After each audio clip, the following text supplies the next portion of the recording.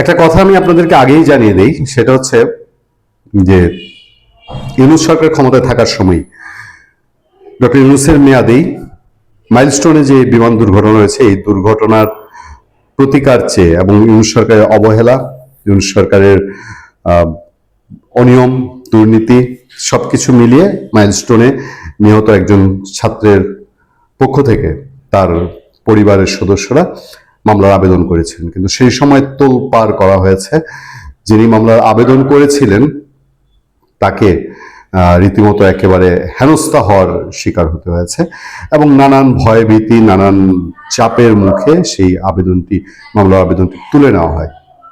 একটা বিষয় বোধহয় আজকে এসে পরিষ্কার হয়ে গেল, খুব স্পষ্ট হয়ে গেল কিনা আমি জানি না। সেটা হলো যে এই বর্তমান তারেক রহমান সরকার বা বিএনপি সরকারের সময়ে যে ইউনূস সরকারের যত অনিয়ম, অবহেলা, বিশৃঙ্খলা, বেআইনি কর্মকাণ্ড, দেশ বিক্রির ফয়সালা করা হয়েছে, মজুত করা হয়েছে, যেসব অপকর্ম করা হয়েছে, সেগুলো আসলে আর বিচার বোধহয় হচ্ছে না। জনগণের মধ্যে নিশ্চয়ই এরকম একটা ধারণা এবং মেসেজ নিশ্চয়ই পৌঁছে গেছে। ইউনূস সরকার কি করেনি, কি ধরনের অন্যায় করেনি, এই বাংলাদেশে আওয়ামী লীগ সরকার যেভাবে অভিযুক্ত হয়েছিল তার চেয়ে বহুগুণ অন্যায় অপরাধের জন্ম দিয়েছে ইউনূস সরকার। তারা এই দেশে মবের নামে নিরীহ মানুষজনকে অত্যাচারিত করেছে, তাদের উপর হানা দিয়েছে। ইউনূস সরকারের বিশাল মব বাহিনী, তারা চাঁদাবাজি করেছে, লুটপাট করেছে, কিডন্যাপ করেছে, সমস্ত সিভিল প্রশাসনকে তছনছ করেছে, সমস্ত সিভিল প্রশাসনের উপরে ছড়ি ঘুরিয়েছে। এই কোনো কিছুর যে আসলে খুব একটা আর কোনো প্রতিকার হবে না, বিচার তো দূরের কথা। পত্রপত্রিকার রিপোর্ট অনুযায়ী অসংখ্য দুর্নীতির অভিযোগ আসিফ নজরুল, তারপর আপনার সৈয়দ রেজওয়ানা হাসান, তারপর ফারুকী, মুস্তাফা সরোয়ার ফারুকী, এদের প্রত্যেকের বিরুদ্ধে।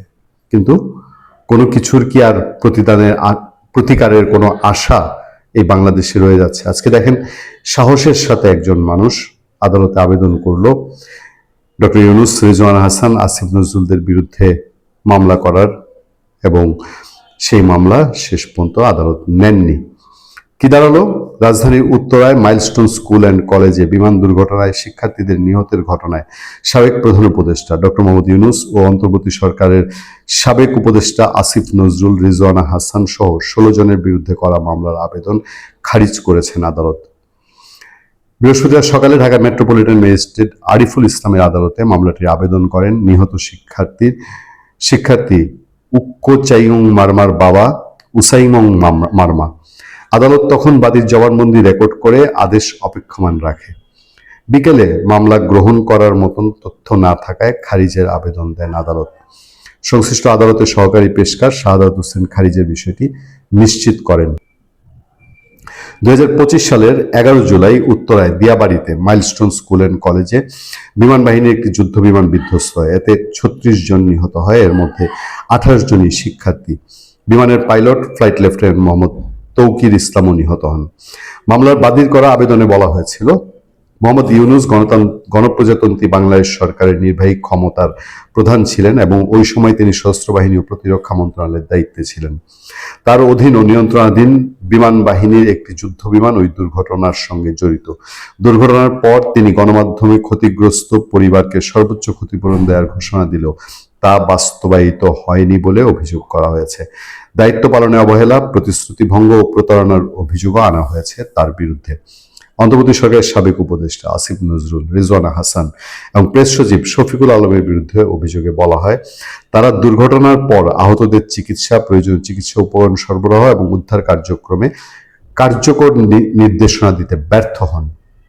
এদিকে শিক্ষা প্রতিষ্ঠান কর্তৃপক্ষের বিরুদ্ধে অভিযোগে বলা হয়, তাদের তত্ত্বাবধানে প্রতিষ্ঠান পরিচালিত হলেও পর্যাপ্ত নিরাপত্তা ব্যবস্থা, জরুরি বহির্গমন পথ ও মানসম্মত সিঁড়ি নিশ্চিত করা হয়নি। খামখেয়ালিভাবে প্রতিষ্ঠান পরিচালনার কারণে এত প্রাণহানি ঘটেছে বলে মামলার আবেদনে দাবি করা হয়েছিল।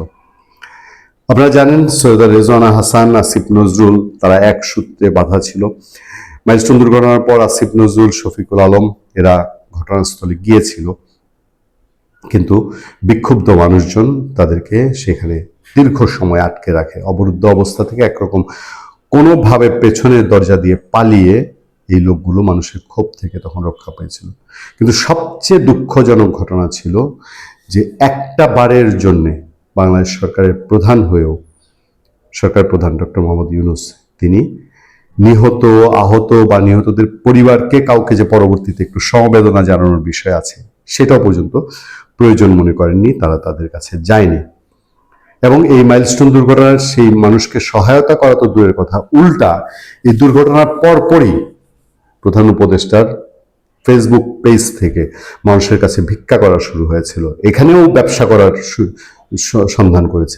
আমি নিশ্চিত যে ওই যে ভিক্ষা করার জন্য ত্রাণ তহবিল খোলা হয়েছিল, এটা সম্পূর্ণ ডক্টর ইউনূসের বুদ্ধিতে। কারণ এই লোকের মাথায় শুধু ব্যবসা ঘুরে। এখানে আমাদের 28টা শিশু চলে গেল, তখন শত শত শিশু মারা যাওয়ার গুঞ্জন শুরু হয়েছিল চারদিকে, অনেক গুজবও ছিল। সবাই যখন প্রলাপ শোকে মাতম করছে, তখন ইউনূস টাকার ধান্দা খুলে বসছিল। কারণ তারা ত্রাণের নামে টাকা নিয়ে যে লুটপাট করে, এটা তো ঢাকা বিশ্ববিদ্যালয়ের সার্জিস হাসনাত দেখিয়ে দিয়েছে, ফেনী এবং নোয়াখালীর চাঁদার টাকা তুলে।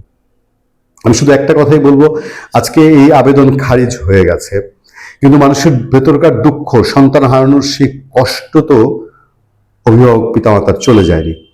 সেই কষ্টের বহিঃপ্রকাশ একদিন না একদিন, আজকে এই আদালতে হয়নি, সামনে আরো আদালত আছে, কোথাও না কোথাও বিচারের বাণী নিভৃতে কাঁদতে কাঁদতে একদিন বিচারের আওয়াজ উঠবে চারদিকে, এবং ইউনূস সরকারের পাপের বোঝাই তাকে বিচারের মুখোমুখি করতে বাধ্য করবে বলেই আমাদের বিশ্বাস। ভালো থাকবেন, সুস্থ থাকবেন। আপনাদের সাথে আমি আতিক রহমান, পূর্ণিয়া।